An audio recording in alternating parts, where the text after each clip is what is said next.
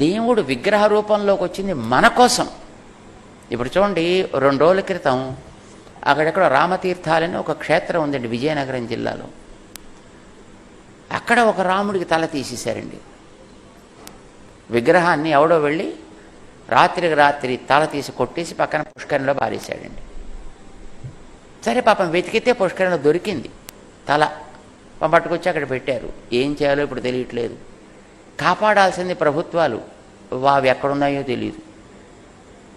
చూడాల్సినటువంటి రక్షణ వ్యవస్థ, అది ఏమైపోయిందో తెలియదు. దానికోసం ఒక పెద్ద డిపార్ట్మెంట్ ఉంది, దాంట్లో కొందరు మనుషులు ఉన్నారు, వాళ్ళంతా దానికోసమనే ఉన్నారు, దాని మించే బతుకుతున్నారు, జీతాలు అక్కడి తీసుకుంటున్నారు, బతుకుడంతా దాని మీదే అవుతోంది. మరి ఆ వ్యవస్థ అంతా నిద్రపోయిందో ఏమైందో మనకు తెలియదు. ఏం చేస్తామండి?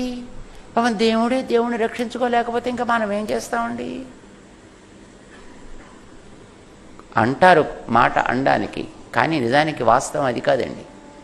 దేవుడు ఆ విగ్రహ రూపంలోకి ఎందుకు వచ్చాడంటే, కదులుతూ వస్తే కదిలి వెళ్ళిపోయే స్థితి ప్రతి ప్రాణికి ఉంటుంది కదా. పుట్టిన ప్రతిదీ వెళ్ళక తప్పదు కదా. కదిలే ప్రతి ప్రాణి పోతూ ఉంటుంది కనుక విగ్రహ రూపంలో కదలకుండా ఉండేట్టుగా మన మధ్యకు వస్తే శాశ్వతంగా స్థిరంగా మన మధ్య ఉండొచ్చును, మన మధ్య ఉండాలని కోరుకుంటాం మన అవసరాలు తీర్చడానికి. వస్తాడాయన. మరి మన కోసం వచ్చిన వాడిని కాపాడుకునే బాధ్యత ఎవరిదండి? ఏమంటే, మీ ఇంటికి మీరు రబ్బని ఇన్వైట్ చేస్తే ఒక అతిథి వచ్చాడు అనుకోండి, అతనికి సక్రమంగా ఉండేట్టు చూసుకునే బాధ్యత ఎవరిది?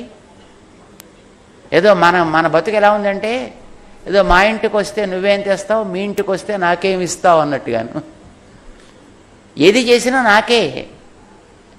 ఇది మన బతుకు. ఇలాగా మనం కోరుకుంటే మన మధ్య ఉండి మన అవసరాల కోసమని వినడానికి చూడ్డానికి వీలుగా ఆయన ఒక విగ్రహ రూపం ధరించి వస్తే దానికి తగినటువంటి రక్షణ వ్యవస్థ చూసుకునే బాధ్యత మనది,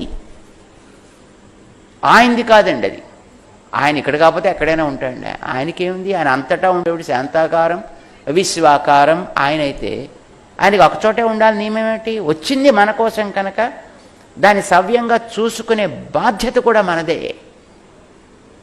ఎవరు తీసుకుంటే వాళ్ళదండి ఆ బాధ్యత.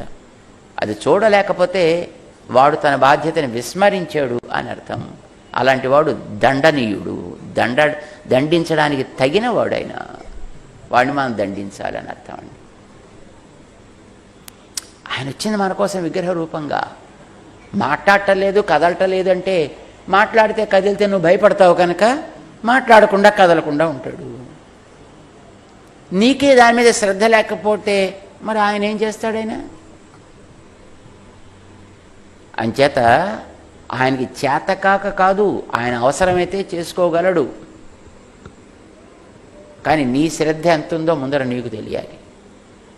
నీతో పాటు ఉండేటటువంటి నీ చుట్టూ సమాజపు శ్రద్ధ ఎంతో కూడా నీకు తెలియాలి. నీకు వద్దని అనుకుంటావు అనుకో, వద్దనుకున్నట్టు దాన్ని ముట్టుకోకుండా దూరంగా కూర్చో. దాన్ని నేను పట్టుకుంటానని దాన్ని పాడు చేసే ప్రయత్నం చేయకూడదు. ఇది తెలియాలి. అందుకు ఆయన ఆలయంలో విగ్రహంగా వచ్చి ఉంటాడండి.